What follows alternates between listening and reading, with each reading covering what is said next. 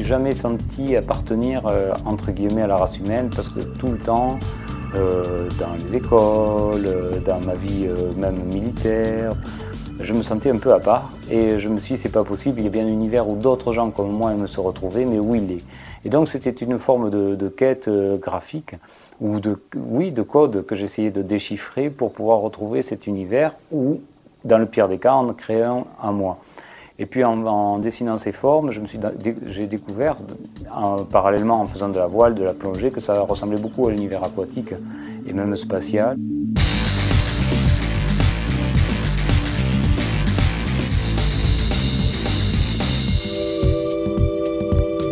C'est pas le tout de créer des formes qui soient sympathiques et rigolotes ou interpellantes, mais c'est qu'à travers ça, il faut qu'elles rentrent dans aussi un alphabet, une cosmologie propre, personnelle, et qu'elles soient la continuité des toiles précédentes.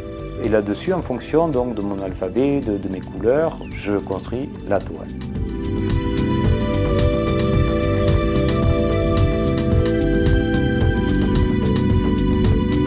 En Europe, j'étais dans une problématique de création spirituelle uniquement parce que le paysage français, je sais que c'est un très très beau pays, mais pour moi, il manquait d'envergure dans mon inspiration. Et quand j'ai découvert la Colombie-Britannique, j'ai trouvé quelque chose à la dimension de mon inspiration. Des troncs d'arbres immenses, des forêts à perte de vue, des vagues du Pacifique de hauteur incommensurable, des journées de pluie qui durent des mois. Enfin, tout était trop, plus, etc.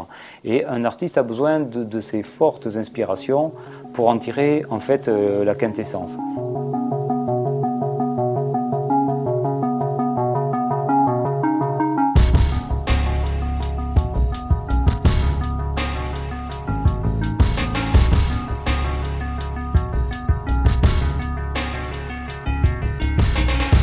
Les couleurs que j'utilisais en Europe ont changé par rapport à la côte ouest. Pourquoi? Parce que déjà il y a une énergie supplémentaire. Comme un artiste, c'est une forme de pile d'accumulateur.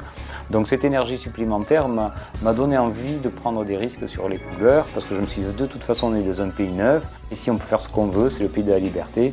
Et j'ai l'impression d'avoir une palette plus expressive et à la fois plus adaptée.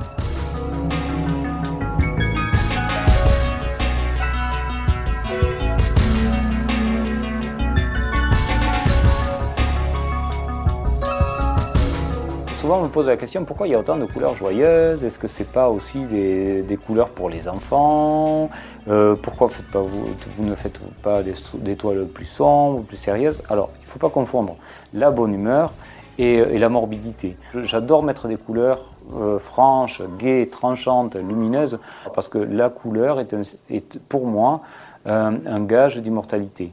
Parce que plus la couleur est vive, plus elle est forte, plus elle renferme un potentiel d'expression.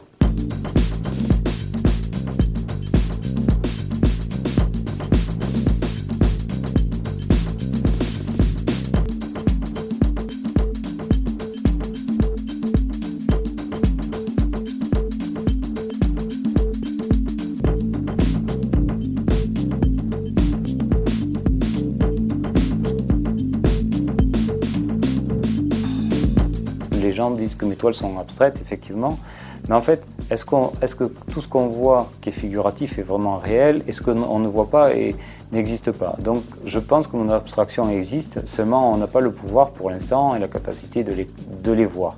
En fait, pour moi, elles sont bien réelles et c'est vrai que parfois, quand on découvre des formes protozoaires ou que l'on rentre dans tout ce qui est les cellules, même moi, je suis le premier émerveillé, je dis bon, finalement, je suis qu'un suiveur parce qu'elles existaient déjà. Mais mon inspiration m'aide à mieux m'approcher de ces formes. Et comme disait Einstein, le poète est beaucoup plus proche de la vérité, de la réalité, que le scientifique quand il se trompe de voix.